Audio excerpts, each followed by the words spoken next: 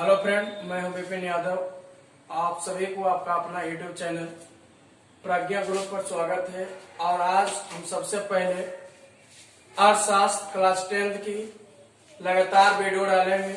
और आज इस वीडियो में सबसे पहले क्लास 10 का पहला चैप्टर का नाम है अर्थव्यवस्था और इसके विकास के इतिहास। कि भारत में अर्थव्यवस्था सबसे पहले जानेंगे अर्थव्यवस्था क्या है और भारत में अर्थव्यवस्था का विकास कैसे हुआ। तो आज इससे जानने से पहले जब हम लोग अर्थव्यवस्था पढ़ रहे हैं तो अर्थशास्त्र की परिभाषा हम लोगों की पता होनी चाहिए। अर्थशास्त्र, जिसको अंग्रेजी में कहते हैं इकोनॉमिक्स, अर्थशास्त्र सामाजिक विज्ञान की वह शाखा है जिसके अंतर्गत वस्तुओं, सेवाओं, विनिमय, उपभोग का अध्ययन किया जाता है। अर्थशास्त्र कहलाता है। अर्थशास्त्र का पितामह एडम स्मिथ को माना जाता है। और अर्थशास्त्र में हम लोग आज पढ़ेंगे अर्थव्यवस्था। भारत की अर्थव्यवस्था के सबसे पहले हम लोग आप लोग को परिचय देंगे कि भारत की अर्थव्यवस्था का वर्तमान स्वरूप की संरचना आज नहीं है। इसकी जड़ें काफी गहरी है और इसकी मूलसूत्र काफी गहरी है। 15 अगस्त 1947 को जब भारत आजाद हुआ, इससे पहले 200 वर्षों तक अंग्रेजी शासन का गुलाम था। उसमें भारत को सोने की चिड़िया कहा जाता था, लेकिन भारत की सोने की चिड़िया को अंग्रेजी सरकार ने जमकर लूटा और इसका जमकर शोषण किया। और आजादी के समय भारतीय अर्थव्यवस्था को सामाजिक, आर्थिक, राजनीतिक, सांस्कृतिक कर पूरे दुनिया में अग्रणी कर लाना हमारे देश के राजनीतिक का या कह सकते हैं नीति निर्धारकों का एक चुनौती के समझ था। हम लोग पढ़ेंगे कि अंग्रेजी शासन ने भारतीय अर्थव्यवस्था को एक उपनिवेश बनाकर रखा था। उपनिवेश में था फूट डालो और राज करो, डिवाइड एंड रूल की नीति अपनाकर भारत को अपना दास बनाकर रखा। ब्रिटिश शासन के पूर्व भारतीय अर्थव्यवस्था कृषि प्रधान था, लेकिन कृषि प्रधान के बावजूद उद्योग, व्यापार, यातायात की बहुत सारे साधनें थी। लेकिन इसका जमकर शोषण करने के बाद भारत की स्थिति एकदम नगण्य रह गई, मंद हो गई। आपको इस समय हम बताएं एक शब्द का उपयोग, उपनिवेश। उपनिवेश को अंग्रेजी में कहते हैं कॉलोनी। उपनिवेश का मतलब है कि जब किसी भी देश किसी बड़े समृद्धशाली राष्ट्र के शासन के अंतर्गत रहता है, जब कोई भी देश कोई बड़े देश का कब्जा हो जाता है और इसके समस्त आर्थिक और व्यवसायिक कार्यों का निर्देशन और नियंत्रण शासक देश का होता है, तो ऐसे शासित देश को शासक देश का उपनिवेश कहा जाता था। जैसे भारत भी 200 वर्षों तक ब्रिटिश शासन का या अंग्रेजी शासन का उपनिवेश था। भारत भी 200 वर्षों तक अंग्रेजी शासन का उपनिवेश था। अब हम लोग पढ़ेंगे अर्थव्यवस्था का अर्थ कि अर्थव्यवस्था का अर्थ क्या है। तो आज हम लोग जानते हैं कि हमारे परिवेश में रहने वाले सभी लोग अब पैसा कमाते हैं और अपना कुछ धन बचाकर रखना चाहते हैं। जैसे आज शिक्षक है तो शिक्षक स्कूल कॉलेज में है, वकील कोर्ट कचहरी में लगे हैं, किसान खेत खलिहानों में लगे हैं। तो अपने परिवार या अपने परिवार के सदस्य को अपने जीविकोपार्जन चलाने के उद्देश्य से अपने सभी काम में संलग्न रहते हैं। तो आज हम देखेंगे कि यह सभी लोग अपने कार्यों में व्यस्त क्यों रहते हैं। इसके उत्तर में कहा जा सकता है कि सभी लोग धन कमाने के उद्देश्य से आर्थिक क्रियाओं में लगे हैं, जिससे कि उनके परिवार की सदस्यता की आवश्यकता पूरी हो सके। हमारे वे सभी क्रियाएं जिससे हमें आय प्राप्त होती है आर्थिक क्रिया कहलाती है। एक बात को ध्यान में रखिएगा, आर्थिक क्रियाएं किसे कहते हैं? आर्थिक क्रियाएं कह सकते हैं कि हमारी वे सभी क्रियाएं जिससे हमें आय प्राप्त होती है आर्थिक क्रियाएं कहलाती हैं।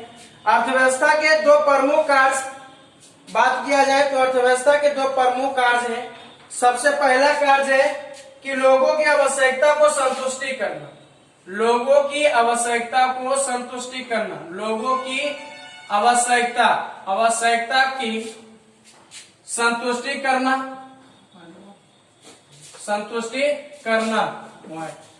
और दूसरा है लोगों को रोजगार के अवसर प्रदान करना, लोगों का रोजगार का अवसर प्रदान करना। पॉज कर दिया। अर्थव्यवस्था का अर्थ, आज हम फिर से अर्थव्यवस्था का अर्थ इकोनॉमी। इकोनॉमी का मतलब है अर्थव्यवस्था। अर्थव्यवस्था का परिभाषा सभी अर्थशास्त्रियों के द्वारा अलग अलग प्रकार से परिभाषित किया गया। सबसे पहले हम लोग आर्थर लेवियस के अनुसार पढ़ेंगे। इन्हें कहा कि अर्थव्यवस्था का अर्थ है कि किसी भी राष्ट्र के संपूर्ण व्यवहार से, अर्थव्यवस्था का अर्थ है किसी राष्ट्र के संपूर्ण व्यवहार से होता है जिसके आधार पर मानवीय आवश्यकताएं की संतुष्टि के लिए वह अपने संसाधनों का उपयोग करते हैं। फिर से, अर्थव्यवस्था का अर्थ है कि किसी भी राष्ट्र के संपूर्ण व्यवहार से, वहां के संपूर्ण व्यवहार कैसा है जिसके आधार पर वहां के मानव की आवश्यकताओं की संतुष्टि हो सके, वो अपने संतुष्टि के लिए वो अपने संसाधनों का उपयोग कर सके। आर्थर लेवियस के कहना था। लेकिन यही ब्राउन ने कहा कि अर्थव्यवस्था आजीविका अर्जन की एक प्रणाली है। यह अर्थव्यवस्था समाज की सभी आर्थिक क्रियाओं का योग है और अर्थव्यवस्था आर्थिक क्रियाओं का एक ऐसा संगठन है जिसके अंतर्गत सभी कार्यों अपनी आजीविका, सभी लोग अपनी आजीविका को क्या होते हैं, चलाते हैं।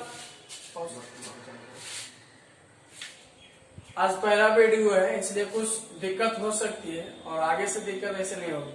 आज फिर से अर्थव्यवस्था की संरचना और ढांचा, स्ट्रक्चर ऑफ इकोनॉमी। अर्थव्यवस्था की संरचना और ढांचा के मतलब क्या होता है? अर्थव्यवस्था का मतलब है, या अर्थव्यवस्था की संरचना की मतलब है कि विभिन्न उत्पादन क्षेत्रों के विभाजन से अर्थव्यवस्था के विभिन्न प्रकार के आर्थिक क्रियाएं अथवा गतिविधियां संपादित की जाती है। अर्थव्यवस्था में अनेकों प्रकार के वस्तु शामिल होते हैं, उनके अलग अलग प्रकार के, अलग अलग विभिन्न प्रकार के उत्पादन के क्षेत्र में बांट दिया गया। और जैसे कि कृषि, बैंकिंग, बीमा, परिवहन, ये सब चीजें संपादित की जाती हैं। इन तीनों या इस मोटे तौर पर अर्थव्यवस्था की संरचना या ढांचा को तीन मोटे तौरों पर बांट दिया गया, जिसमें पहला है प्राथमिक क्षेत्र, अंग्रेजी में बात किया जाए प्राइमरी सेक्टर। दूसरा है द्वितीय क्षेत्र, सेकेंडरी सेक्टर। और तीसरा है तृतीय क्षेत्र, टर्टियरी सेक्टर या सर्विस सेक्टर भी से कहा जाता है। और बोर्ड में ये तीनों से प्रश्न हमेशा लगातार हम देख रहे हैं, जब से पढ़ा रहे हैं, जब से लगातार क्वेश्चन उठता है। प्राथमिक क्षेत्र को कौन सा क्षेत्र कहा जाता है, द्वितीय क्षेत्र को कौन सा क्षेत्र कहा जाता है, तृतीय क्षेत्र, एक नंबर एकदम 100% है। तो आज हम लोग साइड से एक बाय एक हम लोग पढ़ेंगे। सबसे पहला प्राथमिक क्षेत्र। प्राथमिक क्षेत्र को कृषि क्षेत्र कहा जाता है और इसके अंतर्गत प्राथमिक क्षेत्र को कृषि, याद रखिएगा, कृषि क्षेत्र भी कहा जाता है और इसके अंतर्गत कृषि हो गया, पशुपालन हो गया, मत्स्य पालन हो गया, जंगल से वस्तुएं प्राप्त करना, ये सब चीजें व्यवसाय इसके अंतर्गत आते हैं। फिर से प्राथमिक क्षेत्र को कृषि क्षेत्र याद रखिएगा, इसके अंतर्गत कृषि, पशुपालन, मत्स्य पालन, जंगल से वस्तु प्राप्त करना हो, व्यवसाय इसके अंतर्गत आते हैं। दूसरा है द्वितीय क्षेत्र। द्वितीय क्षेत्र को औद्योगिक क्षेत्र भी कहा जाता है, औद्योगिक क्षेत्र भी कहा जाता है। द्वितीय क्षेत्र को औद्योगिक क्षेत्र भी कहा जाता है। इसके अंतर्गत खनिज व्यवसाय हुआ, निर्माण संबंधी कार्य हुए, बिजली, गैस, ये सब इसके अंतर्गत आते हैं। तीसरा है तृतीय क्षेत्र। तृतीय क्षेत्र को सेवा क्षेत्र भी कहा जाता है, सेवा क्षेत्र भी कहा जाता है, यह सर्विस सेक्टर। तृतीय क्षेत्र को सेवा क्षेत्र कहा जाता है। इसके अंतर्गत बैंक, बीमा, परिवहन, संचार, व्यापार, ये सब आदि व्यवसाय इसके अंतर्गत आते हैं। तो तृतीय क्षेत्र को याद रखिएगा, सेवा क्षेत्र कहा जाता है। अर्थव्यवस्था के प्रकार, टाइप्स ऑफ इकोनॉमी। अर्थव्यवस्था के प्रकार, आज पूरे विश्व में 3 प्रकार की अर्थव्यवस्था पाई जाती है। सबसे पहला या 3 प्रकार करो अर्थव्यवस्था के प्रकार, टाइप्स ऑफ इकोनॉमी। अर्थव्यवस्था के प्रकार आज पूरे विश्व में 3 प्रकार की है। जिसमें पहला है पूंजीवादी अर्थव्यवस्था, कैपिटलिस्ट इकोनॉमी, दूसरा है समाजवादी अर्थव्यवस्था, सोशलिस्ट इकोनॉमी, और तीसरा है मिश्रित अर्थव्यवस्था, मिक्स्ड इकोनॉमी। पहला हम लोग चलेंगे कि पूंजीवादी अर्थव्यवस्था, कैपिटलिस्ट इकोनॉमी कहते किसको। पूंजीवादी अर्थव्यवस्था वह अर्थव्यवस्था, ध्यान से सुनिएगा, पूंजीवादी अर्थव्यवस्था वह अर्थव्यवस्था है जहां वस्तुओं का उत्पादन और साधन, देश के वस्तुओं सेवाओं का उत्पादनों और साधनों का स्वामित्व किसी खास व्यक्ति या निजी व्यक्ति के पास होता है। इसका स्वामित्व कोई निजी आदमी करते हैं, तो ऐसे अर्थव्यवस्था को पूंजीवादी अर्थव्यवस्था कहा जाता है। पूंजीवादी अर्थव्यवस्था वह अर्थव्यवस्था है जहां उत्पादन के साधनों का स्वामित्व निजी व्यक्तियों के पास होता है, वह अर्थव्यवस्था पूंजीवादी कहलाती है। जैसे अमेरिका, जापान, ऑस्ट्रेलिया आदि ये सब देशों में पूंजीवादी अर्थव्यवस्था है। दूसरा है समाजवादी अर्थव्यवस्था, सोशलिस्ट इकोनॉमी। समाजवादी अर्थव्यवस्था वह अर्थव्यवस्था है जहां देश के वस्तुओं और सेवाओं के उत्पादनों या साधनों का स्वामित्व देश के सरकार के पास होता है, या पूरे संचालन जो होते हैं वो देश की सरकार करती है, और यह पूरे सामाजिक कल्याण के लिए किया जाता है।